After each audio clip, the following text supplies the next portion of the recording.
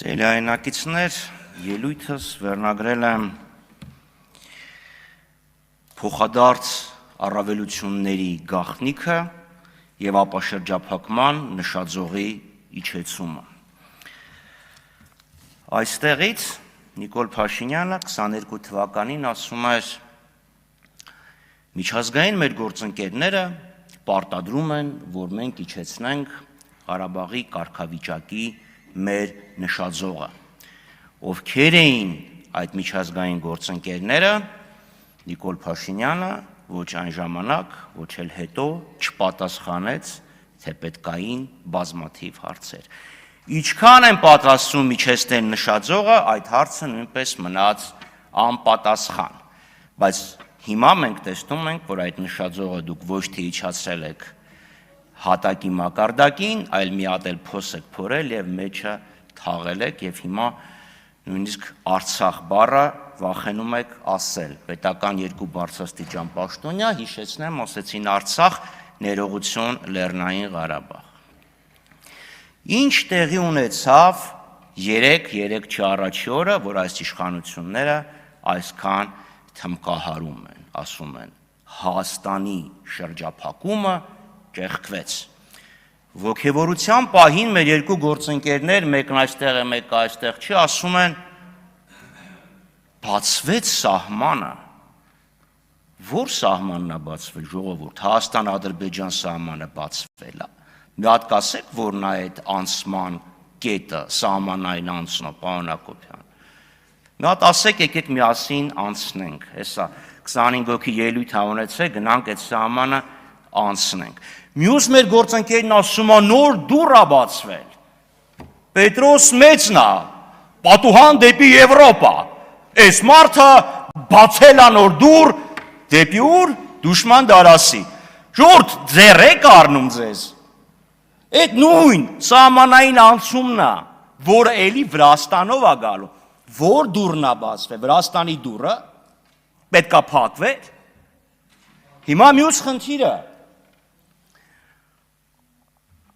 ապաշրջափակման դիմաց Ադրբեջանը զիջում է արել։ Մենք միշտ ինչ էինք փորձում հասկանալ, երբ ստորագրվեց օգոստոսի 8-ի երկկողմ հռչակագիրը, որը այստեղից փորձում էր ներկայացվել որպես եռակողմ գրողը տանի, որն է փոխադարձ առավելությունը։ Հիմա մենք հասկացանք, Հայաստանի այսօրվա իշխանությունները ադրբեջանցիներին տալիս են միջանցք։ Այդ բառը ով ինչպես ուզում է թող հասկանա, անխոչնդոտ անցումը, դա միջանցքն է, որովհետև երբ գործընկերները փորձեցինք հասկանանք Նիկոլ Փաշինյանից, այդ անխոչնդոտը որն է, ինքն ասում է, դե օրինակ ԵԱՏՄ, հիմա ԵԱՏՄ-ում այսքան խնդիրներ կան։ Փոխարենը ինչ որ անորոշ առավելություն, ասում եք, կարող է այդ անորոշ առավելությունը փողն է, որը դուք առաջարկում էիք դեռևս 2001 թվականին։ Հիմա ինչա, մենք տալիս ենք միջանցք, Ադրբեջանը թույլ է տալիս մի անգամ, որտեղ խոսք չի եղել, որ դա եղել է մշտական գործողություն, կոնկրետ ակտաուից ցորեն բերել Հայաստան։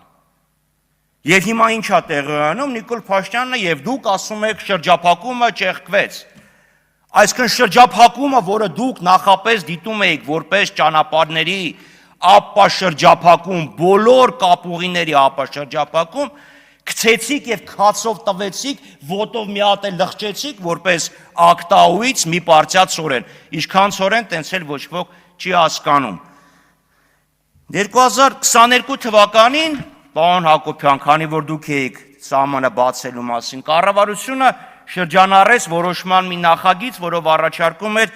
3 սահմանային անցման կետ տալ։ Մեկը Սադարակ, մյուսը Քարաունջ, երրորդը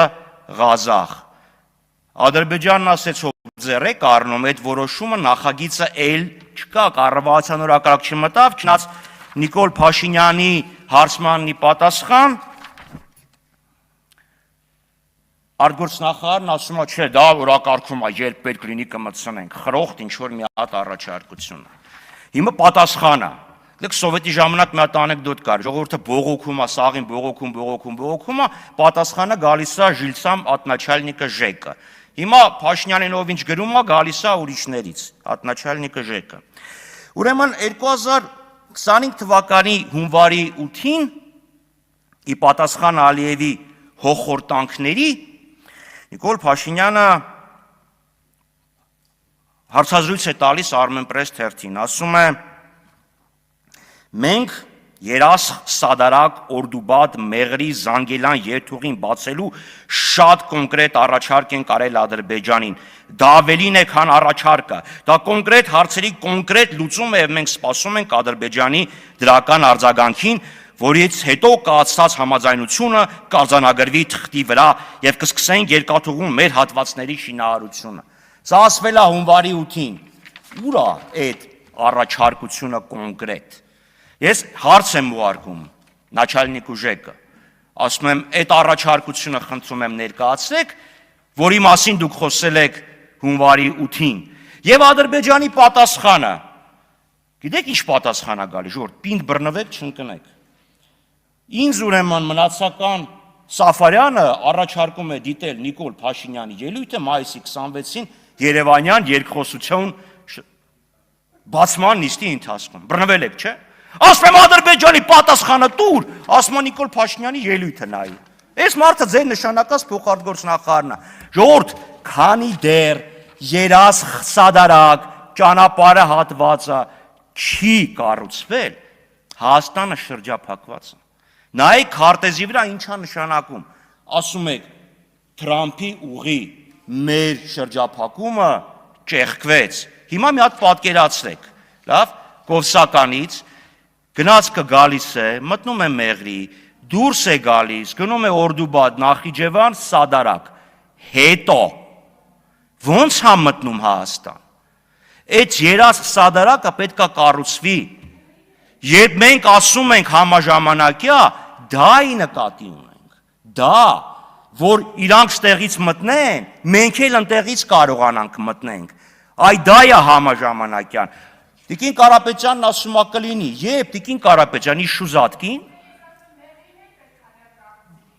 շատ լավ, ուրեմն դրա համար համաժամանակյա, դրա համար թրիփը, Թրամփի ուղին պետք է ներառել ոչ թե 42 կիլոմետրը, այլ ամբողջ ճանապարհը դուրս գալով մինչև երասխ։